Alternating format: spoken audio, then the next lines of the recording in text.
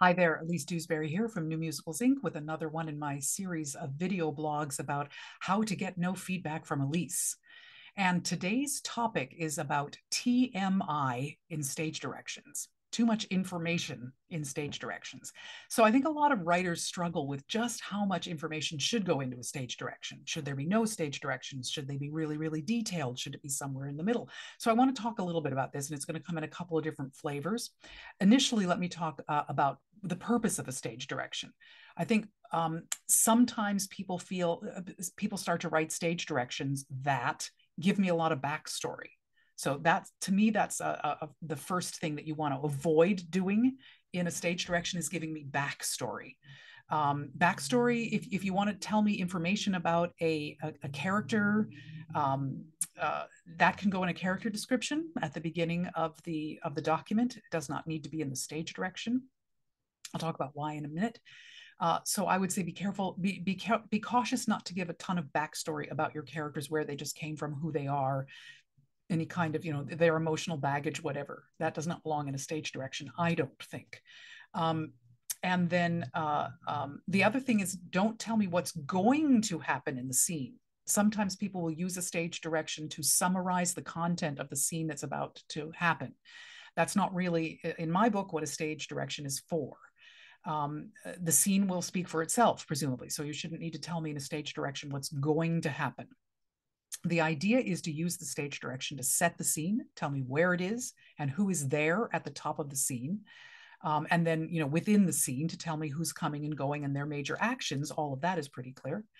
And here's where we get to a fine line when it comes to backstory or directions to an actor. And I would recommend that you try as much as possible to trust your actors to a certain degree. Certainly you will find out there in the world, particularly in plays, that different playwrights use very, very different amounts of stage directions. Some playwrights will use virtually no stage directions. Some will be very copious in their descriptions of what the inner monologue or the emotional backstory is for each character as you go along. Sometimes stage directions will be amusing and have their own little jokes in them and be quite literary. You get to choose your own style of how you want to write stage directions, but I would encourage you, when you're writing stage directions for a musical, that you stick primarily to telling me where the scene is and who's in it, and major actions, not minor actions like they get up and walk across the room or whatever, but entering, exiting, shooting a gun, hitting someone, the major actions should be described in a stage direction. And then you certainly can use asides, which are slightly different from stage directions. Usually an aside is something that comes right after the character's name and before their dialogue that describes the way in which they're going to be speaking the line, sarcastically, happily, with a sigh, that kind of thing. That is not truly a stage direction. That is a direction to an actor.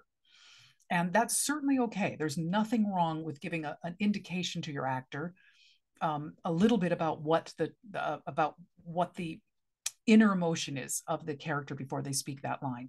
But I think you want to be very cautious about going too far with that and micromanaging your actor and telling them too much about why you think they're saying a line and what the backstory is about. He's never heard this before and he's quite shocked, and it reminds him of a time with his mother. And so and there are a couple of reasons why I feel that it's more useful to your actors not to be that detailed. One is because if you get really, really incredibly detailed in what you're writing in that aside or stage direction to an actor, it becomes more and more difficult for an actor to really make sure that they are portraying all of that. You're putting a lot of onus on your actor to say, none of this is in the written line itself, but I want it to be imbued with all of this. And that's a lot to ask, that you are trying to say that that's what you want the audience to take away from the moment. So I think we need to be really cautious about that. An actor will, of course, by nature, an actor will imbue a line with all kinds of backstory. And they'll work with the director and with the other actors to find what that backstory is. But that's all part of the process of an actor. And I think you can leave that to them and to the director. And they know when they're doing all of that work that their audience isn't necessarily going to get every nuance of it. Whereas if you put it in the stage direction, suddenly it feels like you're laying down the law to the actor that the audience must understand this, and that's asking a lot. And I think it's also copping out a little bit on your job as a writer to make sure that what you really want to be clear to an audience is clear in the writing. I'll tell a little story. Not sure if I've told this one before or not in this venue, but here it comes. My mentor, John Sparks, often tells the story about when he was directing a show many years ago in Chicago.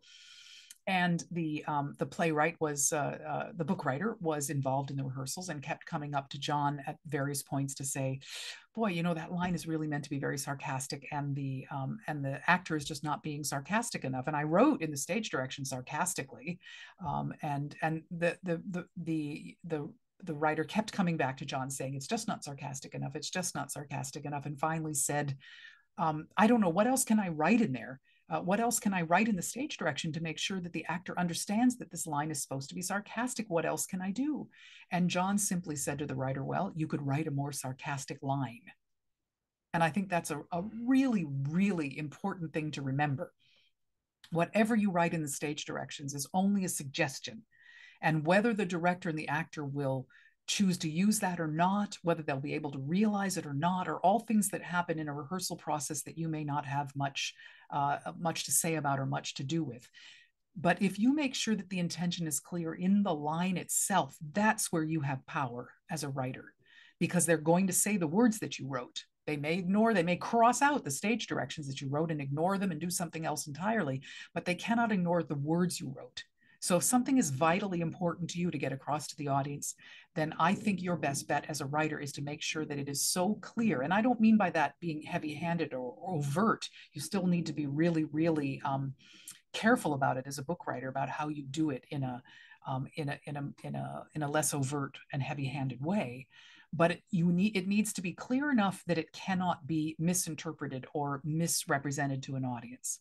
If you pack it into a stage direction, you're taking your chances on the actor's ability to get that across, or more so, the fact that the actors and directors will pay any attention to it at all. There are actors and directors out there who just cross out all the stage directions before they start, because they figure if it's not in the text, then how are they going to make it clear to the audience? And they also feel that it's their life, their job as an actor and a director working with an actor to create that inner life for an actor.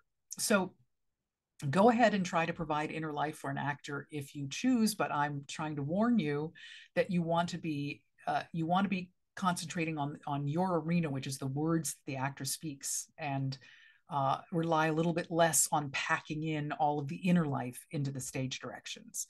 A little bit, yes, but be cautious and don't micromanage your actor in spelling out the entire inner life for them. That would be my recommendation to you.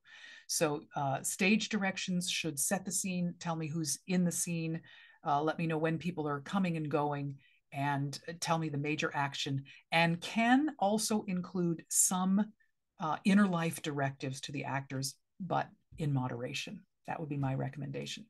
So that's it today on TMI in stage directions. Thanks for listening, and we'll see you next time. Toodaloo.